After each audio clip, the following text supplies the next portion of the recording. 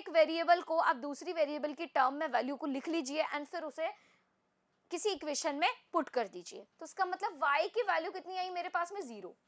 सो y की value जब मेरे पास में 0 आई है तो इस y की वैल्यू को अगर मैं इक्वेशन 3 में पुट करूं तो x की वैल्यू मिल जाएगी। तो यहाँ हमारा सॉल्यूशन क्या होगा 0,0। Hello students, welcome to Arise a Talent. So students, we are learning our chapter linear equations in two variable. तो बच्चों ये जो हमारा चैप्टर है इससे रिलेटेड हमने जो भी टॉपिक्स थे, एग्जाम्पल्स थे हमारे, वो सब हमने डिस्कस कर लिए हैं। तो आज हम क्या करने वाले हैं, इस चैप्टर की एक्सरसाइज के कुछ क्वेश्चन हम सॉल्व करेंगे। ओके तो चलिए यहाँ पे स्टार्ट करते हैं हम हमारा पहले क्वेश्चन नंबर 1। ओके सो क्या बोला गया है इस क्वेश्चन में, ध्यान से देखिएगा आप। सो इस क्वेश्चन में हमें बोला गया है 10 students of class 10th took part in a mathematics quiz। तो यहाँ पे 10 स्टूडेंट्स है क्लास 10th के जिन्होंने एक मैथमेटिक्स क्विज में पार्ट लिया। तो यहाँ कहा गया है if the number of girls is 4 more than the number of boys, find the number of boys and girls who took part in the quiz। तो सिंपल सी बात है, आपको क्या करना है, लैंग्वेज को अच्छे से पढ़ना है, जो भी लैंग्वेज बोली गई है उसे समझना है और अलजेब्रिकली पहले आप यहाँ रिप्रेजेंट करेंगे, है ना। उसके बाद इक्वेशंस बनाएंगे, इक्वेशंस को आप जिस मेथड में सॉल्व करना चाहते हैं वैसे आप सॉल्व कर सकते हैं एंड सॉल्यूशन फाइंड कर सकते हैं। नंबर ऑफ बॉयज और नंबर ऑफ गर्ल्स आप बता सकते हैं। लेकिन आगे वाली लाइन में कुछ लिखा है, क्या लिखा है, represent this situation algebraically and geometrically. मतलब आपको यहाँ पे इसका ग्राफ भी बनाना है, ठीक है। तो ग्राफ पेपर पे हम ग्राफ बनाएंगे एंड उसी की हेल्प से हम यहाँ से सॉल्व कर लेंगे। मतलब ग्राफिकली मेथड से भी आप यहाँ पे से क्या कर सकते हैं, सॉल्व कर सकते हैं। हमें पता है लीनियर इक्वेशंस को सॉल्व करना हमें आता है ग्राफिकली भी, तो इजीली कर सकते हैं इस क्वेश्चन को। लेकिन उसके पहले हमें यहाँ पे इक्वेशंस फॉर्म करनी पड़ेगी। सो फर्स्टली हम क्या करें, यहाँ पे क्वेश्चन को पढ़ते हैं एक बार और। क्या बोला गया है, 10 students of class 10 took part in mathematics quiz. मतलब क्लास में टोटल 10 ही स्टूडेंट्स है, इसका मतलब कुछ स्टूडेंट्स बॉयज होंगे और कुछ गर्ल्स होंगे, यही होगा। तो यहाँ पे मैंने क्या किया, गर्ल्स को मान लिया है यहाँ पे क्या, x। गर्ल्स को हम मान लेते हैं x, नंबर ऑफ गर्ल्स हो जाएगी मेरे पास में कितनी, x। तो नंबर ऑफ गर्ल्स को हम लिख देते हैं x and number of boys को हम यहाँ लिख देते हैं y। क्लियर। तो फर्स्ट इक्वेशन में बोला है टोटल कितने हैं 10, तो x plus y is equal to 10 हो गया। तो ये तो हो गई मेरी इक्वेशन 1, राइट। एंड उसके बाद आगे देखते हैं सेकंड इक्वेशन कैसे बनेगी। यहाँ लिखा है if the number of girls is 4 more than the number of boys. Okay, मतलब जो गर्ल्स है वो बॉयज से 4 ज्यादा है, 4 ज्यादा है, यही बात है। तो यहाँ पे अगर मैं बोलूं टू यहाँ पे क्या है मेरे पास में, बॉयज है, तो गर्ल्स कितने होंगे, 4 प्लस कर दो, यही होगा। तो इसका मतलब यहाँ अगर मेरे पास में बॉयज अगर y है तो गर्ल्स कितनी होंगी, y प्लस 4 हो जाएगी। तो यहाँ से हम लिख सकते हैं x is equal to y plus 4। बिल्कुल सही लिखा है। तो ये 2 इक्वेशंस मेरी यहाँ पे फॉर्म हो गई। अब हमें क्या करना है, इन 2 इक्वेशंस को सॉल्व करके बताना है सॉल्यूशन क्या होगा, यहाँ बॉयज और गर्ल्स कितने होंगे। तो हम यहाँ कोई भी मेथड यूज कर सकते हैं, मैं यहाँ पे ग्राफिकल मेथड यूज करूंगी। तो उसके लिए सबसे पहले इक्वेशन 1 और इक्वेशन 2 के लिए हमें कोऑर्डिनेट्स फाइंड करने होंगे, पॉइंट्स फाइंड करने होंगे। तो जब आपको यहाँ पे ग्राफ बनाना हो किसी इक्वेशन का तो सबसे पहले हम पॉइंट्स फाइंड करते हैं। तो पॉइंट्स कैसे फाइंड करेंगे, एक बार आप इस इक्वेशन 1 में x की जगह 0 पुट कीजिए। चलो 0 पुट किया, यहाँ 0 किया पुट, तो यहाँ y इज इक्वल टू 10 आएगा। तो यहाँ y इज इक्वल टू 10 आ गया। फिर इस इक्वेशन में y is equal to 0 put करो, तो जैसे y is equal to 0 put करेंगे x इज इक्वल टू 10 आ जाएगा। तो यहाँ मुझे मिल जाएगा x is equal to 10। Okay, अब टेबल बना लो इस इक्वेशन के लिए। तो यहाँ टेबल मेरी बनेगी कुछ इस तरह से, x और ये y। सो अगर x 0 है तो y 10 होगा, और y अगर यहाँ 0 है तो x 10 होगा। ओके, तो इक्वेशन 1 के लिए हमने यहाँ पे पॉइंट्स फाइंड कर लिए हैं। नाउ फॉर इक्वेशन 2, तो इक्वेशन 2 के लिए सबसे पहले x की जगह आप 0 पुट करेंगे। तो जैसे ही x की जगह 0 पुट करेंगे यहाँ कितना बचेगा, 0 is equal to y plus 4। तो 4 को इधर ट्रांसफर करो तो y की वैल्यू कितनी आ जाएगी, -4। तो y की वैल्यू यहाँ आ गई -4। इसी तरह से y is equal to 0 put करो, तो y is equal to 0 put करते x की वैल्यू कितनी आ जाएगी, 4। तो यहाँ से x की वैल्यू 4 आ गई। इसके लिए भी टेबल बना लो। तो इसके लिए हमने टेबल बना ली, तो x और y। तो x की वैल्यू जब 0 थी तो y की वैल्यू मिली -4 एंड y की वैल्यू जब 0 थी तो x की वैल्यू मिली मुझे कितनी, +4। अब मुझे पॉइंट्स यहाँ मिल गए हैं, अब क्या करना है, सिर्फ इन्हें ग्राफ पेपर पे प्लॉट करना है। तो चलिए प्लॉट कर लेते हैं। कैसे करेंगे, देखो सबसे पहले तो हमें स्केल चूज करना पड़ेगा, है ना। स्केल क्या लेंगे हम, तो ध्यान से देखो आपके पास जो ग्राफ पेपर है उस पे आप नंबर्स कितने प्लॉट करेंगे। मैक्सिमम 10 दे रखा है यहाँ, तो 10 नंबर्स अगर प्लॉट हो रहे हैं आपके ग्राफ पेपर पे दोनों साइड वर्टिकली हॉरिजॉन्टली, मतलब देखो ये हमारा y एक्सिस है ये, और ये x एक्सिस है, तो इधर पॉजिटिव इधर नेगेटिव ऊपर पॉजिटिव नंबर्स आपको प्लॉट करने हैं। तो मैक्स मिनिमम आपको 10 नंबर्स प्लॉट करने होंगे। अगर आपके ग्राफ पे आते हैं तो आप 1 centimetre is equal to 1 unit ले लो स्केल, और अगर नहीं आ पा रहा है, थोड़ा बड़ा हो जाएगा ग्राफ, तो आप 1 centimetre is equal to 2 unit भी स्केल ले सकते हैं। ठीक है, तो मैं यहाँ पे क्या लूंगी scale, 1 centimetre is equal to 2 unit. Okay, चलो सो यहाँ पे नंबर्स अपलोड कर लेते हैं। ये है हमारा ओरिजिन 0,0, ऊपर आ जाएगा 2, 4, 6, 8, 10, 12। ठीक है, अब इधर प्लॉट कर लेते हैं 2, 4, 6, 8 और 10 और 12। यहाँ -2, -4, -6, -8, -2, -4, -6, -8। तो ये मेरा x एक्सिस और ये मेरा y एक्सिस। अब हमें बस यहाँ पे पॉइंट्स प्लॉट करने हैं। तो कैसे प्लॉट करेंगे पॉइंट्स, तो यहाँ पे देखो फर्स्ट पॉइंट क्या है 0,10, तो 0,10 हमारा कहाँ आएगा, x एक्सिस वाला कोऑर्डिनेट 0 है ना, और y वाला कोऑर्डिनेट 10 है, तो यहाँ बनेगा हमारा point A 0,10। And second point क्या है 10,0, तो 10,0 हमारा यहाँ आएगा बी पॉइंट, तो ये 10,0 हो जाएगा। इन दोनों को आप यहाँ पे क्या करेंगे, मिला देंगे। ठीक है, तो हमने यहाँ पे इन्हें मिला दिया है, तो ये हो जाएगी इक्वेशन 1 के लिए लाइन, है ना। अब है इक्वेशन 2। इक्वेशन 2 के लिए भी पॉइंट्स हमारे पास में, बस हमें प्लॉट करने हैं। तो 0,-4 हमें प्लॉट करना है। तो 0,-4 कहाँ आएगा, ये रहा, तो ये हो जाएगा 0,-4। ठीक है, सेकंड क्या है 4,0, 4,0 कहाँ आएगा, सो 4,0 हमारा आएगा इस जगह, तो ये पॉइंट हो जाएगा डी। सो यहाँ हम इस सी और डी पॉइंट को आपस में मिलाएंगे। तो जैसे ही हम इसे मिलाएंगे तो ये हमारे एक पॉइंट पर, यहाँ पर इस लाइन के साथ एक पॉइंट पर इंटरसेक्ट करेगी। ठीक है, तो पहले हम इसको मिला लेते हैं। इन दोनों पॉइंट्स को मिलाते हुए जैसे ही हम आगे बढ़ाएंगे, एक सेकेंड थोड़ा सा ध्यान से,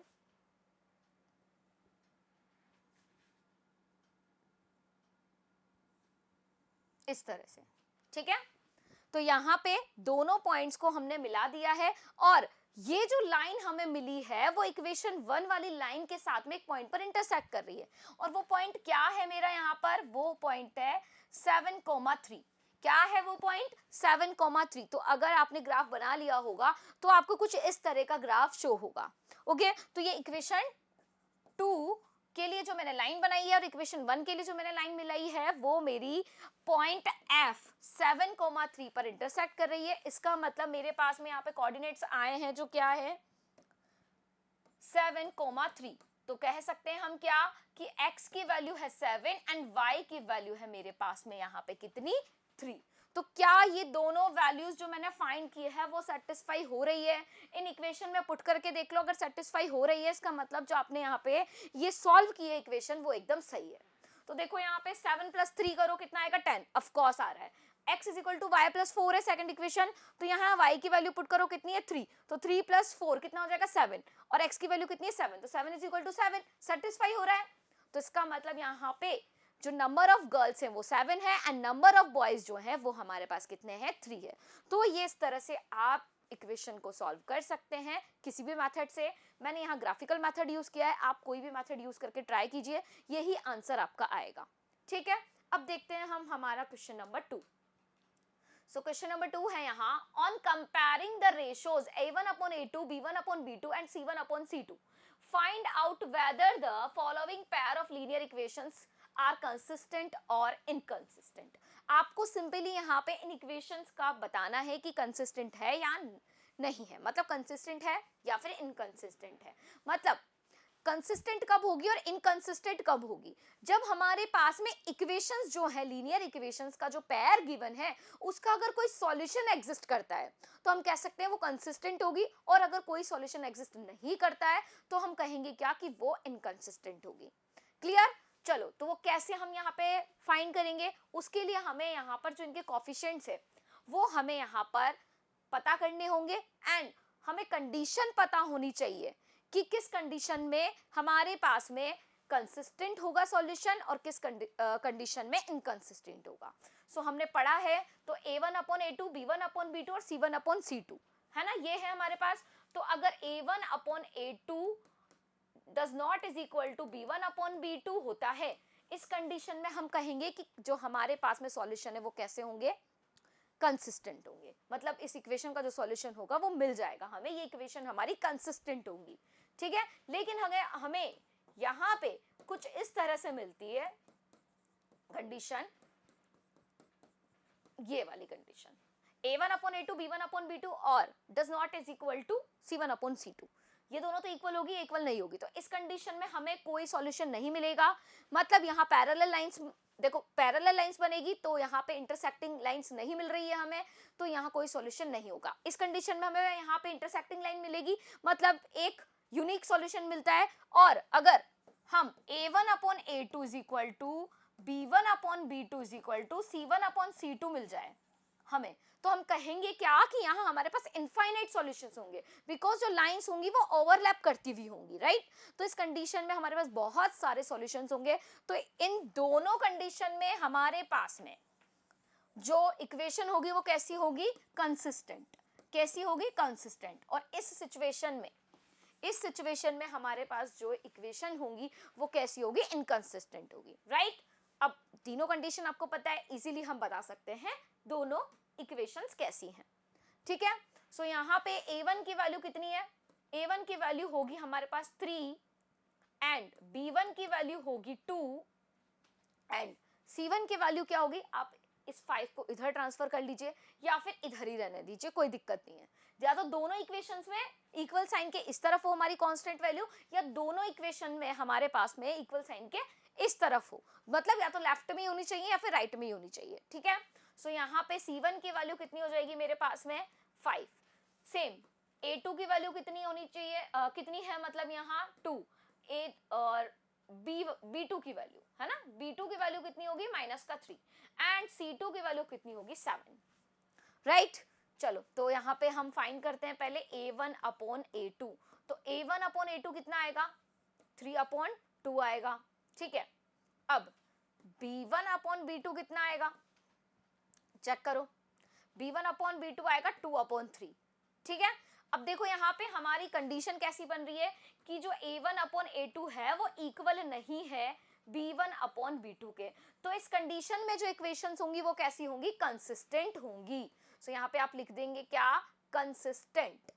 ठीक है, एंड सेकंड इक्वेशन को भी चेक कर लीजिए। तो यहाँ पे क्या कंडीशन बनती है, देखो आप अगर इस तरह के क्वेश्चन सॉल्व करते हैं तो बेहतर होगा कि आप इस कांस्टेंट टर्म को इक्वल साइन के इस तरफ ही ले आए।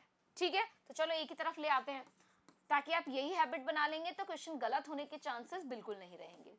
सो ये हो जाएगा यहाँ हमारे पास 4x - 6y - 9 = 0, राइट। अब a1 की वैल्यू 2 हो जाएगी, b1 की वैल्यू -3, c1 की वैल्यू -8, a2 की वैल्यू मेरे पास हो जाएगी 4 एंड b2 की वैल्यू हो जाएगी -6, c2 की वैल्यू हो जाएगी -9। ठीक है, तो यहाँ पे हम a1/a2 फाइंड करते हैं पहले। तो a1/a2 कितना आएगा, 2/4, b1/b2 कितना आएगा, -3/6, c1/c2 कितना आएगा, -8/9। तो यहाँ पे देखो 2 को 4 से अगर हम यहाँ दोनों को डिवाइड करते हैं तो 1/2 आएगा, यहाँ से दोनों को डिवाइड करते हैं तो 1/2 आएगा। तो इसका मतलब हमें क्या मिला, a1/a2 is equal to b1/b2 and ये इक्वल नहीं है हमारा c1/c2 के, बिकॉज यहाँ -8/9 आ रहा है तो ये दोनों तो रिड्यूस होंगे नहीं, तो c1/c2। तो ये कंडीशन कैसी हो गई, इस कंडीशन में हमें सॉल्यूशन कैसे मिलेंगे? एक भी सॉल्यूशन नहीं मिलेगा, क्योंकि ग्राफ जब हम बनाएंगे तो पैरेलल लाइंस मिलेगी, राइट? तो यहाँ कोई सॉल्यूशन हमें नहीं मिलेगा। तो इसका मतलब यहाँ पे ये जो मेरे पास में सिस्टम है ये कैसा हो जाएगा? इनकंसिस्टेंट। कैसा हो जाएगा? इनकंसिस्टेंट। तो यहाँ आप इनकंसिस्टेंट लिख देंगे। क्लियर? तो ये क्वेश्चन मेरा यहाँ सॉल्व हो गया। नाउ नेक्स्ट क्वेश्चन देखते हैं हम। नेक्स्ट है हमारे पास, solve the following pair of linear equation by the substitution method. Substitution method आपको पता है कैसे करेंगे। देखो इन क्वेश्चन को सॉल्व, दोनों इक्वेशन आपको गिवन है, कोई भी एक वेरिएबल को आप दूसरी वेरिएबल की टर्म में वैल्यू को लिख लीजिए एंड फिर उसे किसी इक्वेशन में पुट कर दीजिए। ठीक है, तो कैसे करेंगे? सबसे पहले हम √2x plus √3y is equal to 0 को इक्वेशन 1 दे देते हैं and √3x minus √8y is equal to 0 को इक्वेशन 2 दे देते हैं, राइट? अब इक्वेशन 1 और 2 जो मेरे पास में है, अच्छा 6 नहीं है 0 है भाई, ओके? सो यहाँ पे x की वैल्यू फाइंड कर लेते हैं हम पहले y की टर्म में। तो चलो इससे सॉल्व करते हैं पहले। तो यहाँ पे ये कितना हो जाएगा? √2x is equal to minus √3y, यही होगा। और x की वैल्यू कितनी आ जाएगी यहाँ पे? माइनस √3 अपॉन √2y, यही आएगी। तो इसे दे दो इक्वेशन 3। अब इस इक्वेशन 3 से x की वैल्यू को हम पुट करेंगे इक्वेशन 2 में, ओके? तो इक्वेशन 2 में हम वैल्यू पुट करते हैं। सो किसकी वैल्यू पुट करनी है? x की। तो √3 as it is and multiply में क्या आ जाएगा? माइनस √3 अपॉन √2 एंड यहाँ हो जाएगा y चल रहा है एंड यहाँ माइनस का √8 y इज इक्वल टू 0। इसे सॉल्व करेंगे, √3 कितना आ जाएगा? माइनस का 3 upon √2 y minus √8 y is equal to 0। यहां से y कॉमन ले लेंगे। तो जैसे ही y कॉमन लेंगे अंदर कितना बचेगा मेरे पास में? सो यहाँ अंदर बचेगा 3 अपॉन माइनस का 3 upon √2 minus √8 is equal to 0। अब देखो ये सारी टर्म मेरी मल्टीप्लीकेशन में, तो यहाँ से तो ये सारी टर्म इधर डिवीजन में जाएगी 0 के अपॉन में, तो 0 बन गया। तो इसका मतलब y की वैल्यू कितनी आई मेरे पास में? 0। सो y की वैल्यू जब मेरे पास में 0 आई है तो इस y की वैल्यू को अगर मैं इक्वेशन 3 में पुट करूं तो x की वैल्यू मिल जाएगी। तो देखो x की वैल्यू कितनी आएगी यहाँ पे पुट करो, तो माइनस √3 अपॉन √2 मल्टीप्लाई बाय 0। तो x की वैल्यू भी मुझे कितनी मिल गई? 0। सो यहाँ से x और y दोनों की वैल्यू कितनी आ गई मेरे पास में? 0। तो यहाँ हमारा सॉल्यूशन क्या होगा? 0,0। ओके? तो ये हमने सब्स्टिट्यूशन मेथड से इन इक्वेशंस को सॉल्व कर लिया। इजी है। चलिए आगे बढ़े। सो नेक्स्ट हमारे पास यहाँ पे क्वेश्चन है, question number 4। Form the pair of linear equation for the following problem and find their solution by substitution method। Again हमें क्या करना है?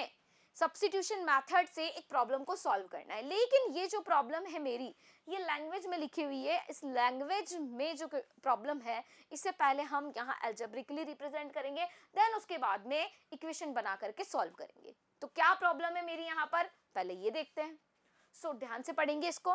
The difference between two numbers is 26। क्या बोला गया है कि टू नंबर्स यहाँ पे हमारे पास में और उन दोनों के बीच में जो डिफरेंस है वो कितना है? 26। ओके? एंड आगे क्या बोला है? One number is 3 times the other, find them. तो सबसे पहले तो हमें क्या बोला गया है? दो नंबर है जिनके बीच में डिफरेंस कितना है? 26 है एंड एक नंबर दूसरे नंबर का कितना है? 3 गुना है। थ्राइस बोला गया है, 3 टाइम्स बोला है, ठीक है? तो यही होगा मतलब। अब दोनों नंबर आपको फाइंड करने हैं, तो इसका मतलब जो फाइंड करना होता है ना, सबसे पहले उसे ही अज्यूम हम कर लेते हैं। तो क्या अज्यूम करें भाई?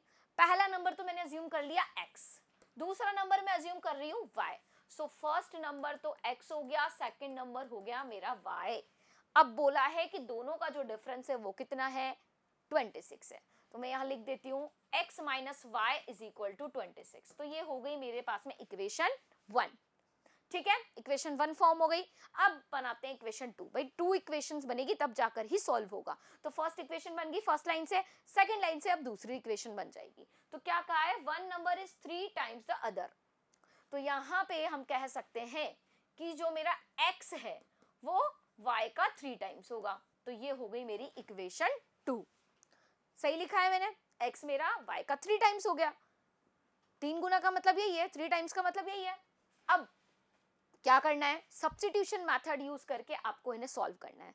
सो देखो ऑलरेडी यहाँ पे जो मेरे पास में इक्वेशन है, देखो x की वैल्यू y की टर्म में ऑलरेडी है, सिंपली आपको बस 1 में पुट करना है। सो इक्वेशन 2 से x की वैल्यू को 1 में हम पुट कर लेते हैं। So from equation 1 and 2, right.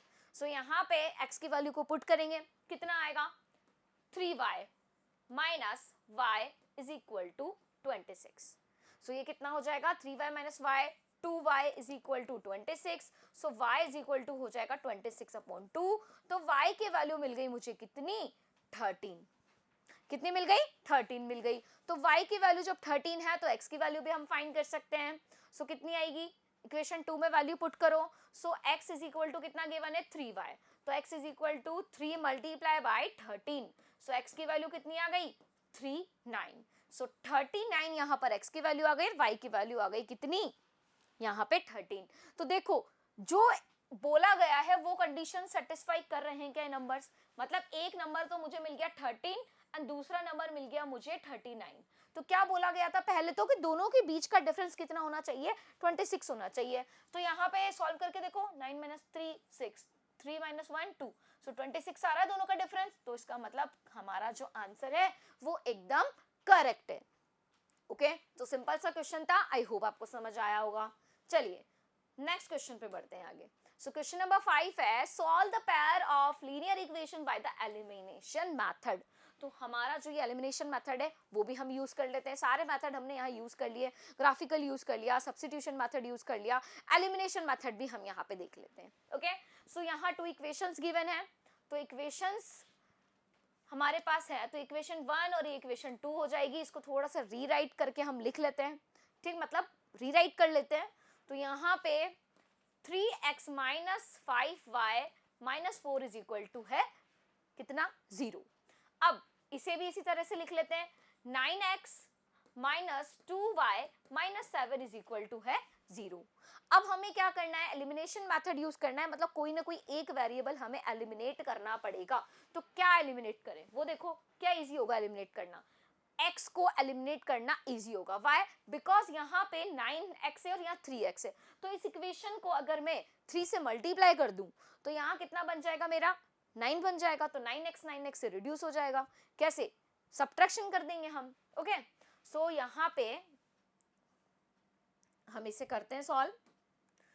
तो अब इक्वेशन 1 और 2 हमारी चेंज हो जाएगी, क्या ये इक्वेशन 1 और ये इक्वेशन 2। तो इक्वेशन 1 को मैं यहाँ पे 3 से मल्टीप्लाई कर रही हूँ, राइट। तो चलो मल्टीप्लाई करके लिख लेते हैं। सो कितना आएगा 9x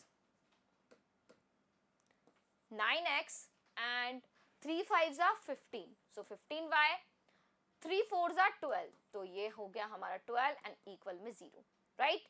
अब इन दोनों इक्वेशंस को हम क्या कर लेते हैं, सब्ट्रैक्ट कर लेते हैं। सो यहाँ माइनस, ये प्लस हो जाएगा और ये प्लस हो जाएगा। तो ये 9x से 9x यहाँ पे क्या हो गया, कैंसिल हो गया। एंड यहाँ कितना आएगा मेरा प्लस का 13y, कितना आएगा प्लस का 13y। एंड यहाँ कितना हो जाएगा मेरा ये माइनस का और ये प्लस का, तो ये हो गया हमारे पास में प्लस, सही लिखा है या 3 4s are 12, ओके। सो यहाँ हो गया हमारे पास में 5 is equal to 0। Okay so y की वैल्यू यहाँ से आ जाएगी, मतलब पहले 13y की वैल्यू लिख लेते हैं। सो माइनस का 5 and y is equal to minus 5/13। तो y की वैल्यू आ गई माइनस 5/13। अब हमें क्या करना है, x की वैल्यू फाइंड करनी है। तो कोई भी इक्वेशन में आप x यहाँ पर y की वैल्यू को पुट कर दो तो x की वैल्यू मिल जाएगी। सो मैं यहाँ पर इक्वेशन 1 में ही पुट कर देती हूँ value. So 3x minus 5, y की वैल्यू कितनी है minus 5/13, okay, and minus 4 is equal to 0। So 3x ये हो गया 25/13 minus 4 is equal to 0। So 3x यहाँ पे 13 और ये 25 एंड 13 4 सो कितना हो गया, ये हो गया 52 और ये 0। सो 3x यहाँ से आ जाएगा मेरा माइनस का 27 एंड अपॉन में 13 is equal to 0। So 3x is equal to 27/13। इस 3 से 27 कितने टाइम्स कट हो जाएगा? 9 टाइम। तो यहां से x की वैल्यू आ जाएगी 9/13। सो y की वैल्यू मिली मुझे -5/13 और x की वैल्यू मुझे मिली 9/13। तो अगर आप आंसर चेक करना चाहते हैं तो आप क्या कर सकते हैं, यहाँ पे किसी भी इक्वेशन में ये वैल्यूज पुट कर लीजिए, आपको पता चल जाएगा, है ना। अगर इक्वेशन सेटिस्फाई हो रही है तो इसका मतलब आपका जो यहाँ सॉल्यूशन निकाला है दोनों वो एकदम ट्रू है। तो चलो पुट करके भी देख लेते हैं, इस इक्वेशन में पुट करते हैं, चलो ठीक है। सो यहाँ पे x की वैल्यू कितनी है? 9/13। तो 9 multiply by 9 is equal to 2 multiply by y कितना है? -5/13। तो -5/13 और इधर प्लस में 7। सो यहाँ पे कितना हो गया ये? 81/13। इधर भी इतना ही आना चाहिए, राइट। सो ये कितना हो जाएगा? यहाँ एलसीएम लेते हैं हम तो 13 और ये 2 5 जा 10, ओके, एंड प्लस, तो ये हो गया हमारा 1 7 3 जा, मतलब दोनों को हम यहाँ पे कैलकुलेट कर लेते हैं। सो यहाँ आएगा 91, ठीक है। सो यहाँ से मुझे मिल गया 81/13। तो इसका मतलब इक्वेशन सेटिस्फाई हो रही है, तो हमारे जो हमने x और y फाइंड किए हैं वो एकदम ट्रू है, मतलब हमारा सॉल्यूशन एकदम करेक्ट है। तो इस तरह से हम कोई भी मेथड यूज करके लीनियर इक्वेशंस को सॉल्व कर सकते हैं, उनका सॉल्यूशन फाइंड कर सकते हैं।